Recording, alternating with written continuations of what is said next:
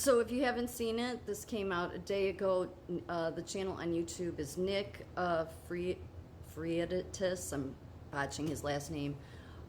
It's free on YouTube. The state versus parents. He's talking to a dad who in Texas this happened to, because the Republicans, they're paid by the donors of big money, which pushes the transgender stuff. So his ex-wife, who is a pediatrician, okay, which she's just committing abuse. I still have not heard, why is it that none of the surgeons in any of the California hospitals that are doing transgender surgery or putting these kids on hormones, why do they not know about the frontal lobe? I have, to this day, for years have talked about the frontal lobe, and nobody is bringing it up.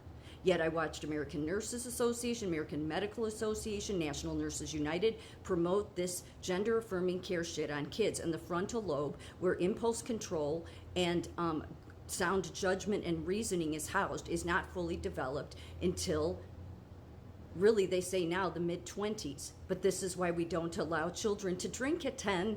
I say it a million times, okay? Why is nobody saying this? So right there, the damn pediatrician mothers committing abuse, because so they've been in this battle for years now.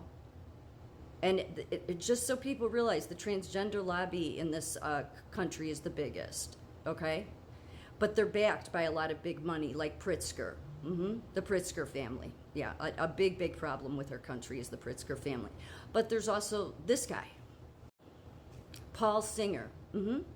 So what he does is, a lot of your Republicans in Texas, because Texas, the people they'll hang you if you're abusing kids. I mean, you don't need to go to court, they'll hang you, right? I mean, they're pretty serious in Texas. Yet the Republican that are elected in the House there and just elected, period, their donor, where they get most of their money, is from people like him. So they have to serve, really, him, not the constituents. Nope, because this is where the money comes from. So then they have to do this balancing act of, make our Republican constituents happy. So they make loopholes. So long story straight, that's why I say go watch the video on YouTube, is basically this mother took her kid, the kid's 12 now, took the kid to California. And once you go to California, even an injunction won't get the kid back. Because California is already, for those that don't know, is a communist state. The laws they have on the books is, if your kid runs away there, forget it. They ain't sending them back. They'll do whatever they want with them.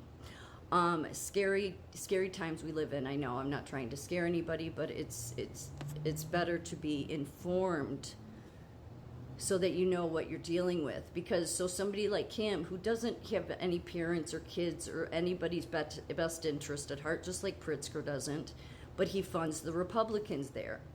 So then they make sure there's loopholes, but then also keeping their constituents happy. So see, this is no good either. So that's why the whole damn system needs to come down.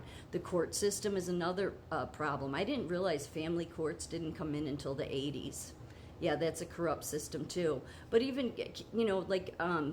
this guy was talking about how just even the justice system, period, it's not operating. Like, it doesn't work. It just doesn't.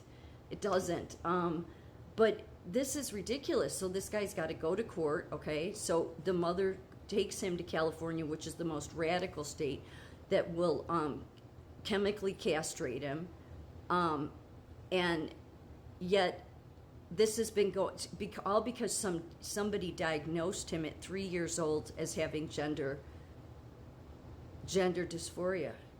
Yeah, you can't what physician is diagnosing any child with gender dysphoria at the age of 3?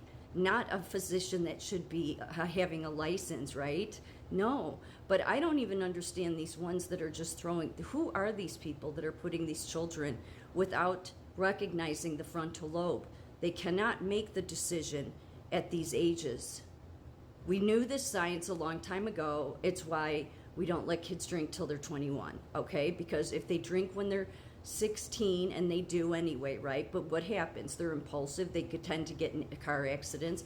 So there's a science behind all that. So I still don't understand why I don't hear this. But then, most of the medical community thinks, well, not all of it, but this is just ridiculous, okay? That the frontal lobe is not being used as an argument. We have the scientific facts behind that. The people that are behind wanting to do this to kids, it's like the father said they've already convinced his child now that the kid is 12, that even if they, surgical, even if, well, because the chemical castration it stops the growth of the penis.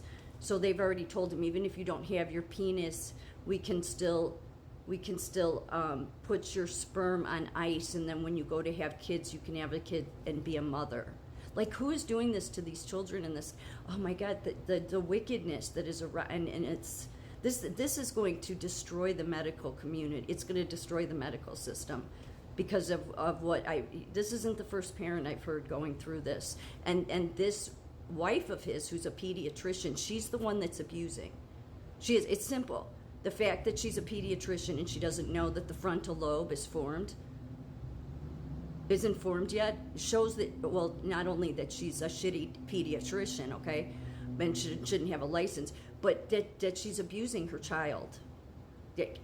But see, these people, they get away with this shit. This country is such a train wreck, and yeah, again, it's going to take a God intervention. But just so you realize, these before you go thinking all the Republicans, nope, a lot of them are paid by the same people that pay the Democrats, the big donors.